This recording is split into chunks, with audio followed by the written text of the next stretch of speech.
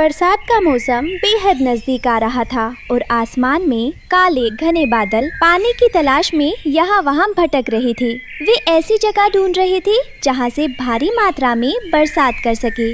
साथियों, अब हमें बारिश की तैयारी तुरंत शुरू कर देनी चाहिए। चलो, हमें अभी से पानी की खोज में निकलना होगा, नहीं तो बरसात का समय निकल जाएगा और फिर जंगल में सूखा पड़ने लगेगा।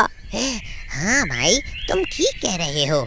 आसमान में हम सब पानी की तलाश में इतनी दूर आ गए हैं, लेकिन नीचे जमीन पर कहीं पर भी पानी का बड़ा स्रोत नहीं दिख रहा है। क्या हम समय पर पानी की खोज कर पाएंगे? अगर हमें जल्दी बारिश शुरू करनी है तो पास वाले जंगल में ही पानी ढूंढना पड़ेगा। दूर जाने में बहुत समय बर्बाद होगा।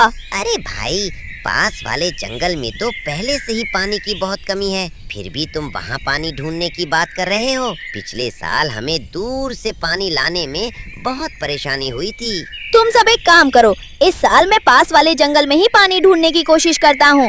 तुम सब समंदर की तरफ जाओ। अगर मुझे पास में ही कहीं पानी मिल गया तो अगले साल हमें इतनी दूर समुंदर तक जाने की जरूरत ही नहीं पड़ेगी। ठीक है भाई, ऐसा ही करते हैं। मैं तो समुंदर की तरफ निकल पड़ा हूँ। मैं ये आशा करता हूँ कि तुम्हें पानी मिल जाए, नहीं तो दूसरे बादल हमें चिढ़ाने लगेंगे।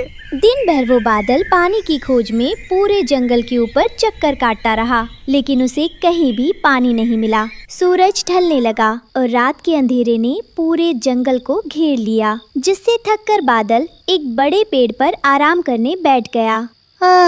अब रात होने वाली है, फिर भी मुझे कहीं पर भी पानी की एक बूंद तक नहीं मिली। मैं दिन भर घूम घूम कर बहुत थक चुका हूँ। अब मुझे रात भर इसी पेड़ पर आराम करना होगा और सुबह होते ही समुंदर की तरफ लंबी यात्रा पर निकलना होगा। जिस पेड़ पर बादल आकर बैठा, उसी पेड़ की एक सुरक्षित डाल पर रानो चिड़िया अपने छोटे छोटे बच्चों के साथ अपने घोंसले में रहती थी। बच्चों ने जब अपने घोंसले के ठीक बाहर एक विशाल सफेद धुएं जैसी आकृति को देखा तो वे हैरान रह गए। मम्मी, मम्मी, जरा बाहर देखो, वो इतना बड़ा और सफेद क्या है? क्या वो कोई बहुत अनोखा और विशाल पंछी है? अरे नहीं मेरे बच्चों, वो कोई पंछी नहीं है, वो एक बादल है। पिछली बार जब आपने जंगल में झमाझम बारिश देखी थी, वो इसी बादल की वजह से आ रही थी। मम्मी, अगर आसमान में बादल नहीं होंगे तो क्या जंगल में बारिश भी नहीं होगी? हाँ मेरे बच्चों, बादल को बरसात करने के लिए बहुत सारे पानी की जरूरत पड़ती है। देखो, वो हमारी तरफ ही देख रहा है। मम्मी, मुझे बादल भैया से बात करनी है। वे कितने सुंदर और रूई जैसे दिख रहे हैं। नहीं बेटा, वे बहुत दूर से उड़कर आए हैं और थके हुए लग रहे हैं। उन्हें थोड़ा आराम करने दो, तंग मत करो। अरे कोई बात नहीं चिड़िया रानी, तुम सब मुझसे बात कर सकते हो। मैं बच्चों की बातें सुनकर बहुत खुश हुआ हूँ। बादल भैया, क्या आप सचमुच बहुत ठंडे होते हो? हमें छूकर देखो ना। हाँ चिड़िया रानी के बच्चों, तुमने जैसा सोचा है, हम बिल्कुल वैसे ही होते हैं। हम बर्फ की तरह ठंडे होते हैं। बादल भैया, आप इतने उदास क्यों दिखाई दे रहे हैं? क्या इस साल हमारे जंगल में बारिश नहीं होगी? अरे नहीं नहीं, वैसी बात नहीं है। इस साल बारिश अवश्य होगी और वो भी बहुत ज्यादा। मेरे बाकी सारे साथी बादल इसी कारणवश बहुत सारा पानी पीने के लिए समुंदर की तरफ गए हैं।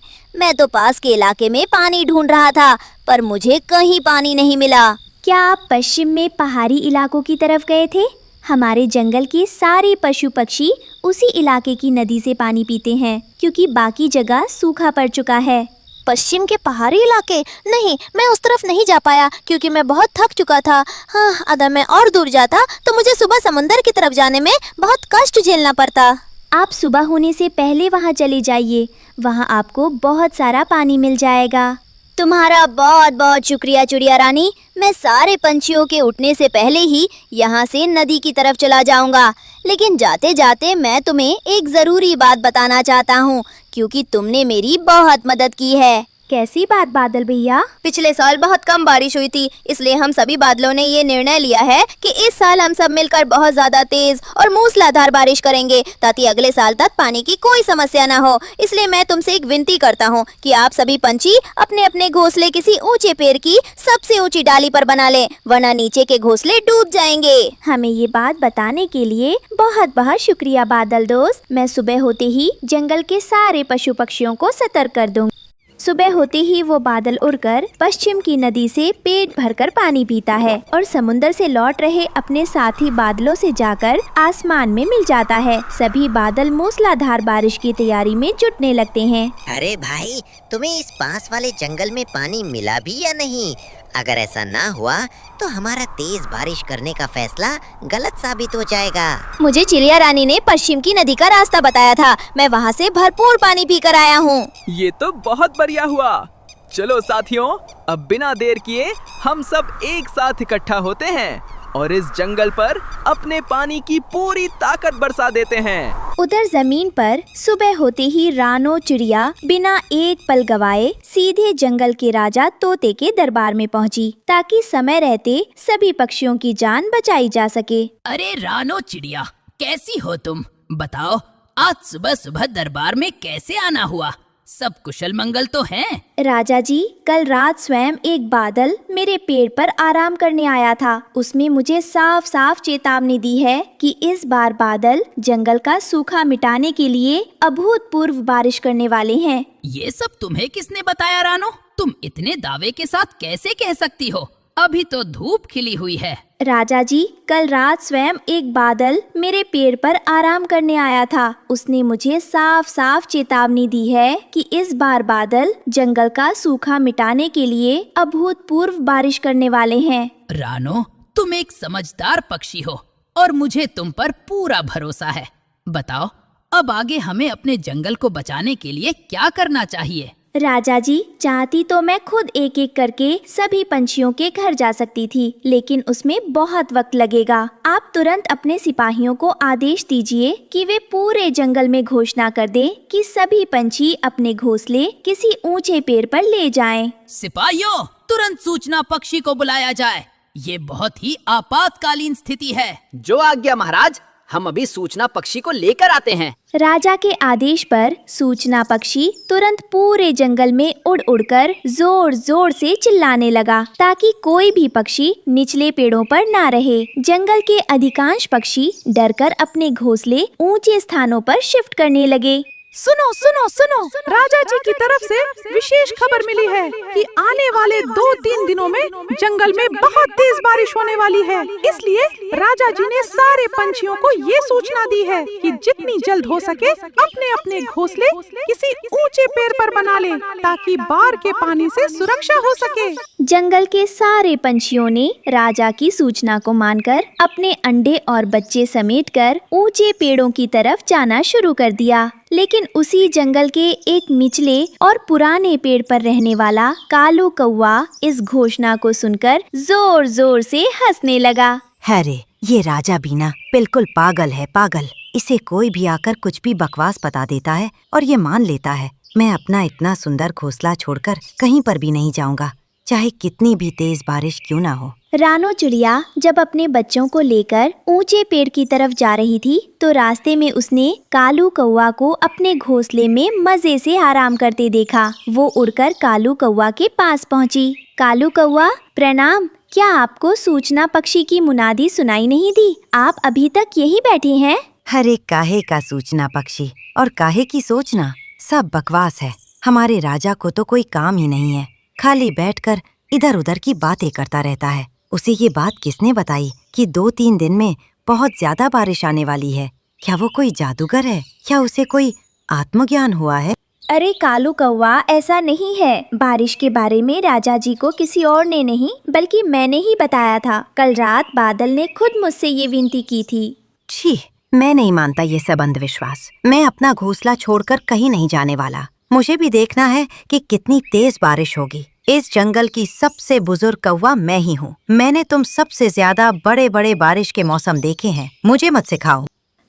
ठीक है कौवा, जैसी आपकी मर्जी। अब मैं चलती हूँ। मुझे मेरा घोंसला अकेले ही ऊपर ले जाना होगा, क्योंकि मेरे बच्चे अभी बहुत छोटे हैं और वे मदद नहीं कर सकते। 2 दिन सुखद धूप में गुजर गए, लेकिन तीसरे दिन सुबह सुबह अचानक आसमान में घने काले बादलों का डेरा जम गया। देखते ही देखते बादलों ने एक साथ मिलकर पूरे जंगल पर मूसलाधार पानी बरसाना शुरू कर दिया। चलो साथियों, हमारे सारे भाई बहुत सारा पानी पीकर आ गए हैं। अब समय आ गया है कि हम जंगल का सूखा हमेशा के लिए खत्म कर दें। बरसो!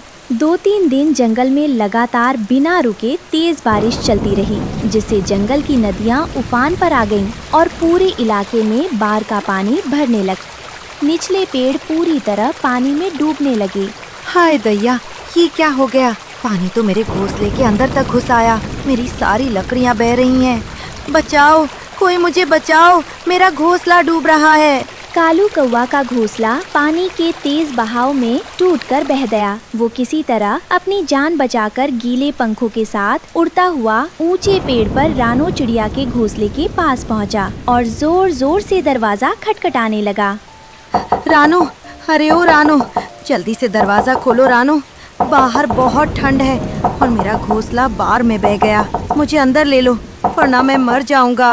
आ जाइए कौवा, जल्दी अंदर आ जाइए और इस सूखे कपड़े से खुद को पोंछ लीजिए। देखा कालू, मैंने आपसे पहले ही कहा था ना, लेकिन आपने मेरी बात ही नहीं मानी और अपने अनुभव के घमंड में बैठे रहे। मुझे माफ कर देना रानो, मैंने तुम्हारी सही चेतावनी का मजाक उड़ाया। आज अगर तुम्हारा ये घोंसला ऊंचे पेड़ पर ना होता तो हम सब डूब चुके होते। लगातार 4 दिनों तक बारिश चलती रही और पानी इतना ऊपर चढ़ गया कि वो रानो चिड़िया के ऊंचे घोंसले के फर्श को भी छूने लगा। जंगल के सारे पक्षी अपने घोंसले छोड़कर एक सबसे ऊंचे पेड़ की सूखी डाली पर जाकर बैठ गए। 4 दिन हो गए और पानी उतरने का नाम नहीं ले रहा। हम बड़े पंछी तो भूखे प्यासे रह सकते हैं, लेकिन इन छोटे छोटे बच्चों का भूख और ठंड के मारे बहुत बुरा हाल हो चुका है। अब हम क्या करेंगे? तभी आसमान से वही पहला बादल रानो चिड़िया के पास नीचे उतरा। रानो को परेशान देखकर उसने चिड़ियों की मदद करने के लिए अपनी सूझबूझ का इस्तेमाल किया। बादल भाई, आपने कहा था कि तेज बारिश होगी, लेकिन इतनी विनाशकारी बारिश होगी ये नहीं बताया था। हमारे सारे घर बह चुके हैं। हम इस डाल पर कब तक बैठे रहेंगे? चिड़िया रानी, मुझे माफ कर देना। हुआ ये कि जब मेरे साथी बादलों को पता चला कि मुझे पास में ही पानी मिल गया है, तो उन्होंने बहुत ज्यादा खुशी में आकर अपने हिस्से के साथ साथ मेरे हिस्से का भी पानी बरसा दिया, जिससे ये बाढ़ आ गई। लेकिन तुम चिंता मत करो, मेरे पास एक उपाय है। कैसा उपाय बादल भाई? क्या आप इस पानी को सुखा सकते हैं? पानी तो धीरे धीरे ही उतरेगा, लेकिन तब तक तुम सब सुरक्षित रह सको, इसलिए मैं अपने शरीर के कपास से तुम सब के लिए हवा में तैरने वाले छोटे छोटे जादुई घोंसले बना देता हूँ। ये पानी के ऊपर तैरेंगे और हवा में रहेंगे। जब बाढ़ का पानी पूरी तरह उतर जाएगा, तब तुम इन्हें छोड़ देना। ये अपने आप मेरे पास वापस लौट आएंगे। आपका बहुत बहुत शुक्रिया बादल जी, आप सचमुच बहुत दयालु हैं। लेकिन हमारे भूखे बच्चों के भोजन का क्या होगा? अरे, मैंने उसका उपाय भी पहले ही कर लिया है। मैंने हर एक कपास के जादुई घर के अंदर जंगल के सबसे मीठे और ताजे फल छुपा कर रखे हैं। जब तक पानी कम नहीं हो जाता, तब तक तुम सब आराम से वहाँ रहो और भरपेट फल खाओ। सभी पक्षी खुश हो गए और वे बादल के बनाए उन जादुई, मुलायम और गर्म कपास के घरों में अपने बच्चों के साथ सुरक्षित रहने लगे। प्यारे दोस्तों, अगर आपको रानो, चिड़िया और बादल के जादुई घोंसले की ये भावुक और प्रेरणादायक कहानी पसंद आई हो तो इसे लाइक करें, अपने दोस्तों के साथ शेयर करें और हमारे चैनल को सब्सक्राइब करना बिल्कुल मत भूलना। आपका बहुत बहुत धन्यवाद।